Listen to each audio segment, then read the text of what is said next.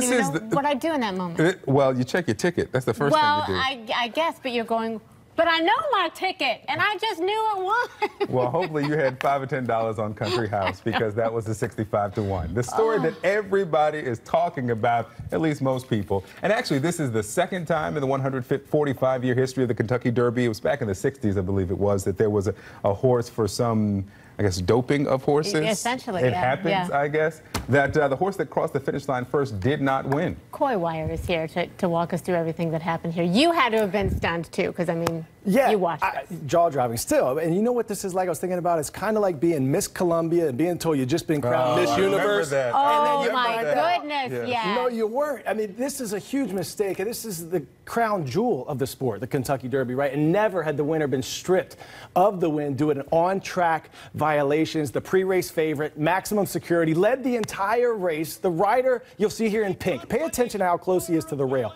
As they make the final turn, it doesn't look like much, but you can see the horse drifts wide, farther from the rail. But nobody watching thought anything of it. Everyone thinking maximum security just won his first Kentucky Derby. Jockey Luis Saez never placed higher than 7th there.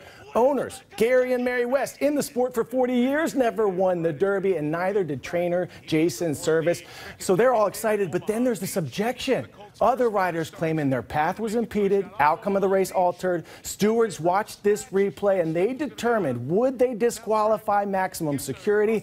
An excruciating 22 minutes for the riders and fans. Well, you know, the horse, he got scary when he started releasing the crown. The crown was screaming, and he's a baby, you know. He came out a little bit, and I grabbed him right away. I stayed straight, you know.